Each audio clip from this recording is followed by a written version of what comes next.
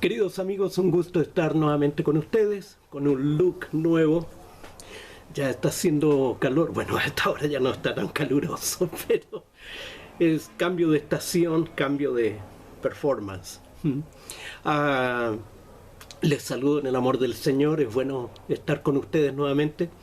Y quiero invitarles a buscar en sus Biblias el Evangelio de Juan, capítulo 20, versículos 1 al 10. Es una interesante palabra. El tema de hoy se llama Jesús vive. Dice así: el primer día de la semana, María Magdalena fue de mañana, siendo aún oscuro, al sepulcro, y vio quitada la piedra del sepulcro. Entonces corrió y fue a Simón Pedro y al otro discípulo, aquel al que amaba a Jesús, y les dijo: se han llevado del sepulcro al Señor, y no sabemos dónde le han puesto. Y salieron Pedro y el otro discípulo, y fueron al sepulcro. Corrían los dos juntos, pero el otro discípulo corrió más aprisa que Pedro, bueno, era más joven. Y llegó primero al sepulcro. Y bajándose a mirar, vio los lienzos puestos allí, pero no entró. Luego llegó Simón Pedro tras él, y entró en el sepulcro, y vio los lienzos puestos allí, y el sudario que había estado sobre la cabeza de Jesús, no puesto con los lienzos, sino enrollado en un lugar aparte. Entonces entró también el otro discípulo, que había venido primero al sepulcro, y vio y creyó, porque aún no había entendido la Escritura, que era necesario que él resucitase de los muertos. Y volvieron los discípulos a los suyos. En el mensaje anterior, llamado Más que un hombre, vimos cómo Jesús no solamente afirmó su deidad, sino que también lo demostró con hechos y milagros. Toda su vida fue una afirmación de que era el Mesías prometido en el Antiguo Testamento. Su sabiduría la demostró de una manera excepcional. Su conocimiento de las cosas fue extraordinario. Y sus milagros superaron todos los límites de lo natural. Efectivamente, era el Mesías profetizado y esperado por los judíos. Pero un acontecimiento transforma su mensaje desde una simple propuesta filosófica, desde un mensaje que nos enseña a ser buenos, llegando a ser la revelación más importante, sorprendente y maravillosa que ha existido en el universo y en el tiempo, para transformar estas enseñanzas en algo más que una filosofía, algo más que una religión, algo más que un conjunto de refranes, para transformarse en el acontecimiento más grande del Dios creador de todo lo que existe, de todo el universo. Y este acontecimiento es la resurrección del Señor Jesucristo. Y esto es interesante, es importante, porque viene a ser como una piedra en el zapato de mucha gente que ven a Jesús simplemente como un buen hombre, un buen filósofo, alguien que dijo palabras muy bonitas, muy sabio, o un sabio, ¿cierto? Pero es la resurrección la que marca la diferencia. Porque a diferencia de otras religiones y de otros líderes religiosos, el único que anuncia su resurrección y la cumple, como lo vamos a ver ahora, es Jesús. Josh McDowell, autor de libros como Evidencias que exige un veredicto y Más que un carpintero, de donde he extraído la mayor parte de la información para estos mensajes, dice lo siguiente: después de más de 700 horas de estudiar este tema e investigar concienzudamente sus fundamentos, llegué a la conclusión de que la resurrección de Jesucristo o es uno de los fraudes más perversos, malignos y sin escrúpulos que jamás se haya perpetrado, o es el suceso más importante de la historia. Veamos los acontecimientos. Jesús de Nazaret, un profeta judío que afirmó ser el Mesías, profetizado en las Sagradas Escrituras, fue arrestado, juzgado como un criminal político y crucificado. 3 días después de su muerte y sepultura, algunas mujeres que fueron a ver su tumba encontraron que el cuerpo había desaparecido. Sus discípulos afirmaron que Dios lo había levantado de los muertos. A partir de este fundamento, el cristianismo se difundió por todo el Imperio Romano.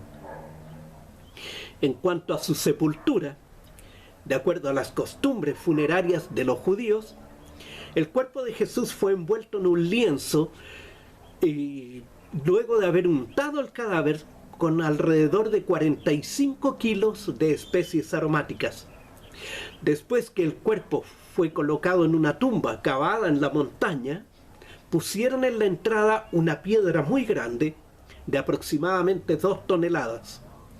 Una guardia romana, compuesta por 12 a 16 hombres muy disciplinados, fue asignada para cuidar el sepulcro ante la sospecha que los seguidores del muerto robaran el cadáver para decir que había resucitado.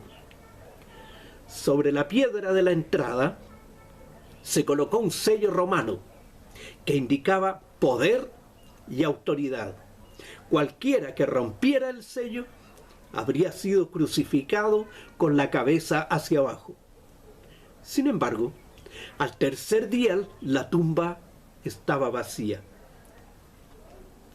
Los seguidores de Jesús dijeron que Él había resucitado de los muertos, que se les apareció durante un periodo de 40 días. Y Pablo menciona que se presentó a sí mismo a más de 500 de sus seguidores al mismo tiempo. Algunos sacerdotes llegaron a decir que sus discípulos habían robado el cadáver de Jesús mientras la guardia dormía. Esto sería totalmente contrario a todo lo que se sabe de los seguidores de Jesús. En cuanto a su enseñanza ética, la calidad de sus vidas, su valor en el sufrimiento y en la persecución. No hay otra explicación para la dramática transformación de estos abatidos, desorientados y descorazonados seguidores en testigos a quienes ninguna oposición pudo silenciar. El abogado inglés George Eldon Ladd se dedicó a demostrar que las evidencias de la resurrección de Jesús eran una farsa, llegando a la conclusión que la única explicación razonable del cristianismo es que Dios levantó a Jesús en forma corporal.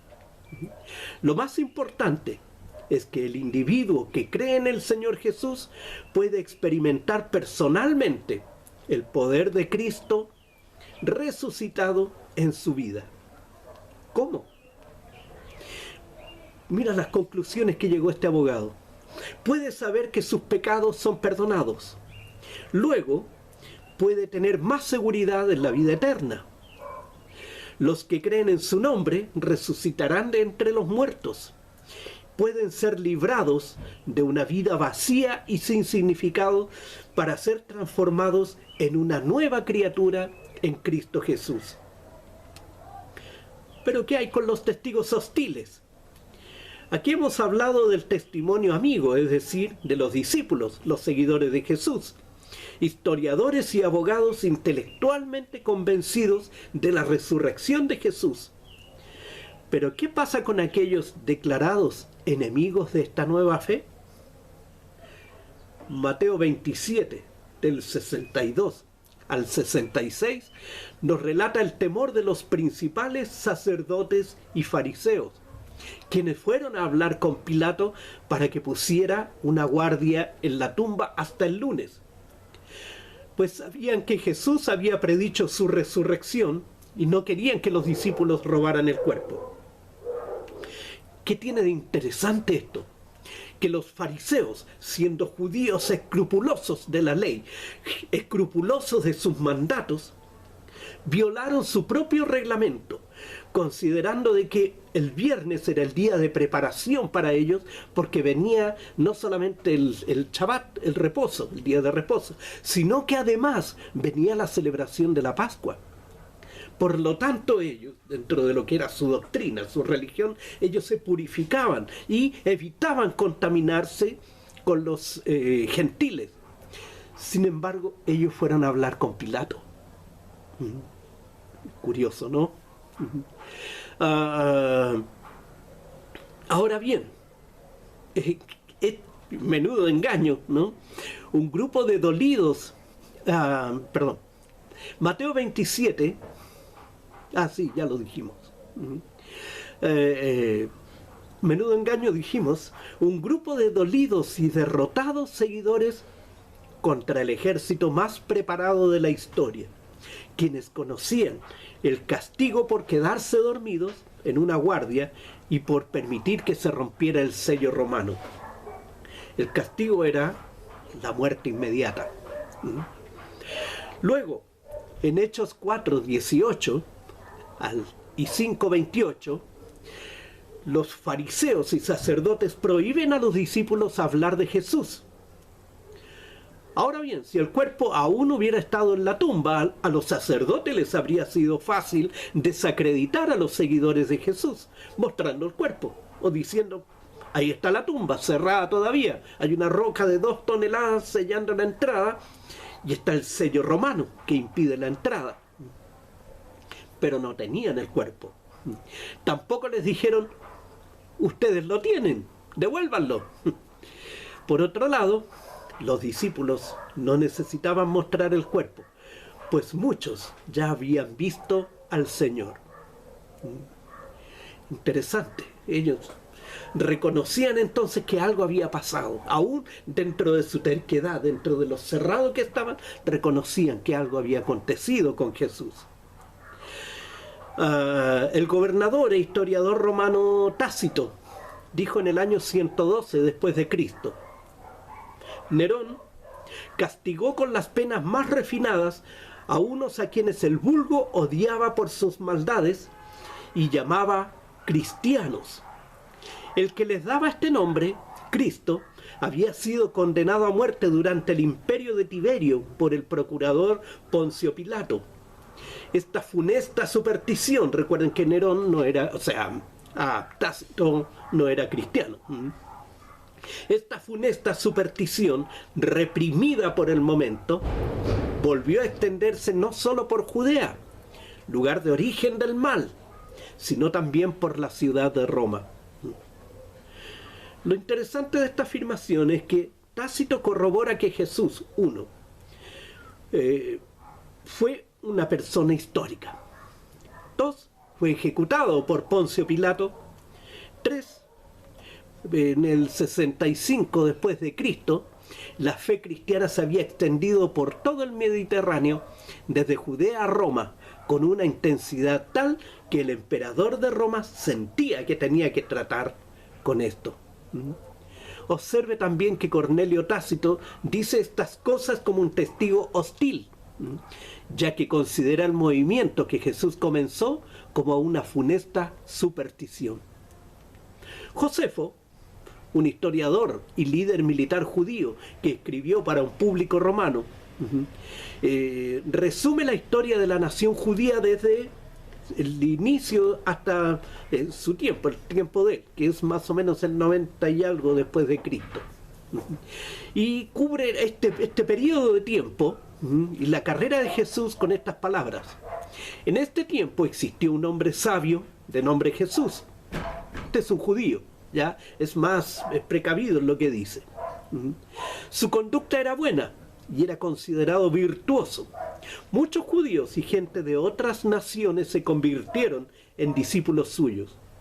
Pilato lo condenó a la crucifixión y a la muerte. Los convertidos en sus discípulos no lo abandonaron.